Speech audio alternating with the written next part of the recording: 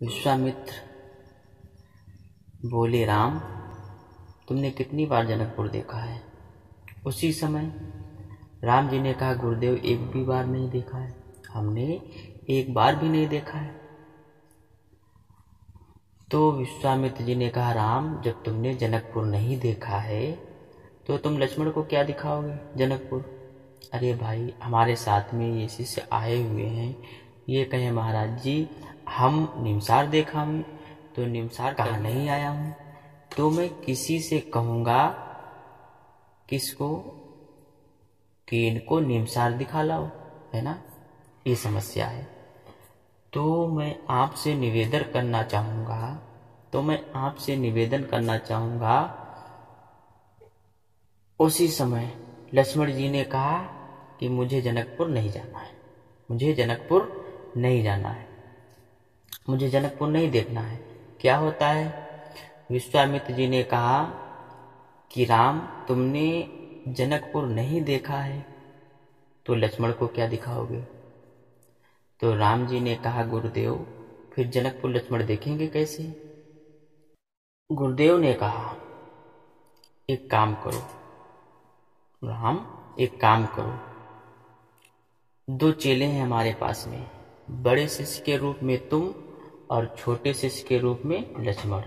देखो मैं बूढ़ा हो चुका हूँ, आंखों से भी दिखाई कम दे रहा है, आंखों से भी दिखाई कम देता है। तो बूढ़े संत के पास दो शिष्य में से कोई एक शिष्य तो मौजूद होना चाहिए, और दोनों ही चले जाएं तो इधर गुरुजी परेशान हो जाएंगे। इसलिए अगर लक्ष्मण की इच्छा है जनकपुर देखने की, तो राम तुमने जनकपुर देखा नहीं है, तुम मेरे पास रहो, मैं जनकपुर किसी बालक को बुलाता हूँ और लक्ष्मण को भेज दूंगा, वो जनकपुर दिखाकर वापस ले आएंगे। राम जी ने कहा, इतनी लंबी चौड़ी भूमिका मिथिला देखने की बनाई थी। राम जी ने कहा, इतनी लंबी चौड़ी भूमिका जनकपुर देखने की बनाई थी, और गुरुदेव ने तो पूरी बात पे पानी फेर दिया। अब करे तो क्या करें राम जी, अब करे तो क्या करें? धन्य है, मर्यादा पुरुषोत्तम राम, धन्य है राम का रामत्व। भगवान श्री राम ने कहा, गुरुदेव बात ये है, मैंने जनकपुर देखा नहीं है, मैं भी जनकपुर के बच्चों का सहयोग लेता। क्या कहा? मैंने जनकपुर देखा नहीं है, मैं भी जनकपुर के बच्चों का ही सहयोग लेता, लेकिन मेरा जाना लक्ष्मण के साथ इसलिए आवश्यक है क्योंकि लालन जोग लखन लघु लोने, ये बात है, ये बालक है ना, छोटा लड़का है, और लड़के में लड़कपन होता है, और मिथिला ज्ञानियों का नगर है, और कहीं लड़कपन में कहीं लक्ष्मण ने कुछ उल्टा सीधा गलत कर दिया तो बदनामी हमारी और आपकी होगी। इसलिए लक्ष्मण देखेगा जनकपुर और मैं बगल में रहूंगा तो डिसिप्लिन अच्छा बना रहेगा। इसलिए मेरा जाना अति आवश्यक है, इसलिए आप मुझे रोके ना। विश्वामित्र जी मुस्कुराए, और मुस्कुरा करके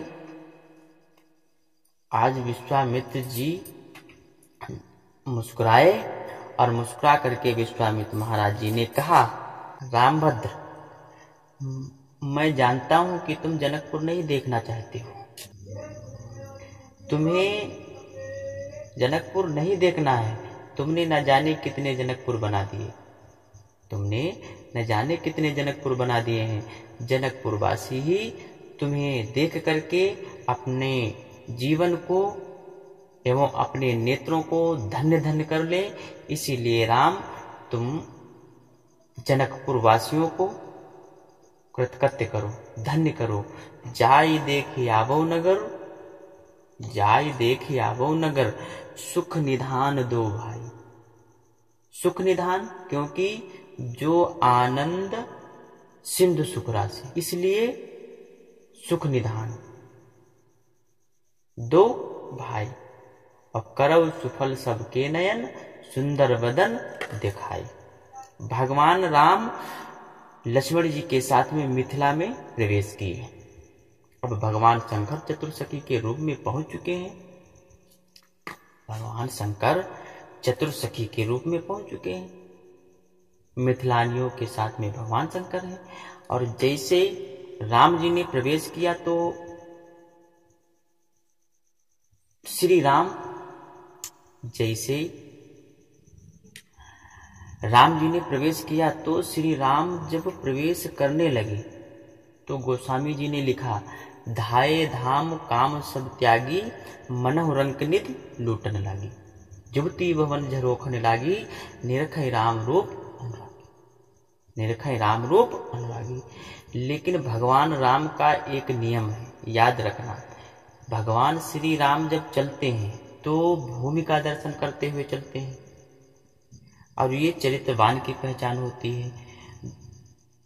जो भूमि का दर्शन करते हुए चलते हैं, जो भूमि का दर्शन करते हुए चलते हैं, जो पृथ्वी का दर्शन करते हुए चलते हैं, याद रखना मेरे भक्तों को कभी गिरते नहीं, कभी नहीं गिरता है वो। जैसे श्री राम चल रहे थे, मिथिलानियों ने झरोखों से देखा तो कहा रूप का आनंद नहीं मिल पा रहा है, रूप का आनंद नहीं मिल पा रहा है। और भगवान श्री रामचंद्र निश्चिंत हैं, क्योंकि चतुर्सखी के रूप में भगवान शंकर तो पहुंच चुके हैं, इसलिए तो मेरा काम बन ही जाएगा। लेकिन इधर भगवान शंकर भी धर्म संकट में आ गए, क्योंकि युवतियां झरोखों में से राम के रूप को देख रही थी, तो रूप का आनंद मिल ही नहीं पा रहा था। और किशोरी जी तो महलों के अंदर थी,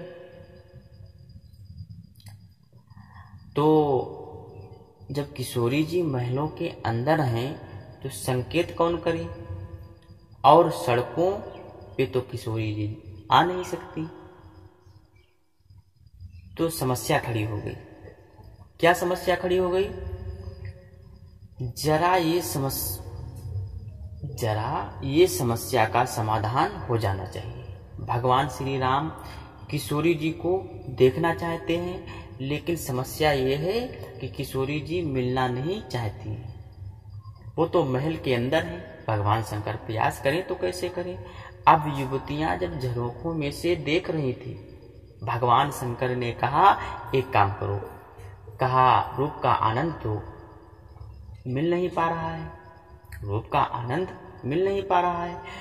कहा नहीं मिल पा रहा है।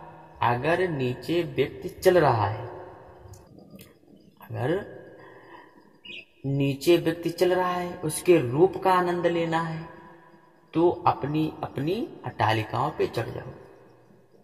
तो ये मिथिलानियां अट्टालिकाओं पे चढ़ गई, मिथिलानियां अट्टालिकाओं पे चढ़ गई। तो जैसे मिथिलानियां अट्टालिकाओं पे चढ़ी, तो जैसे मिथिलानियां अट्टालिकाओं पे चढ़ी तो शंकर जी बोले, कहा रूप का आनंद मिल गया? कहा नहीं मिला, क्योंकि बगल से कुछ रूप दिखाई भी दे रहा था, लेकिन ऊपर से तो केवल सिर ही सिर दिखाई दे रहा है। मुखार बिंदु का दर्शन नहीं हो रहा है। नीचे वाला व्यक्ति ऊपर वाले को तब देख सकता है जब ऊपर मुख करे, तो देखे तो दिखाई देगा।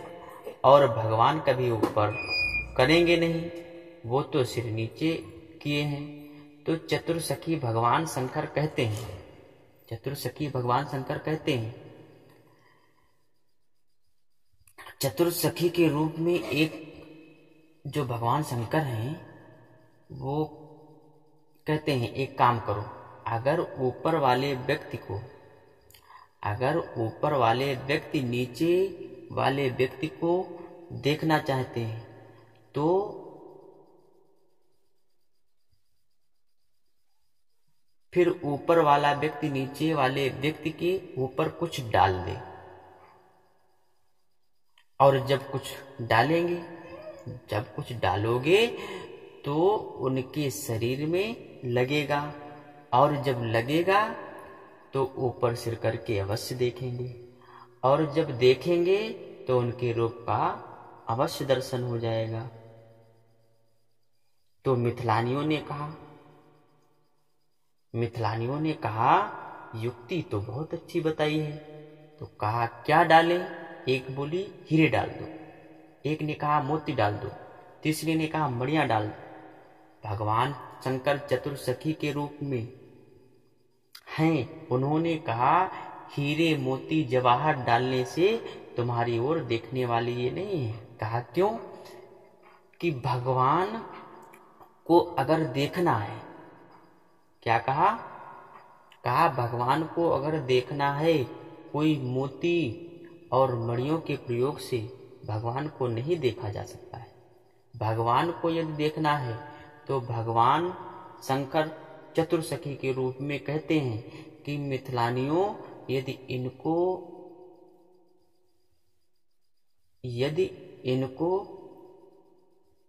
देखना है तो इनके ऊपर मोती मत डालो, इनके ऊपर मणियां मत डालो, इनके ऊपर हीरे मत डालो।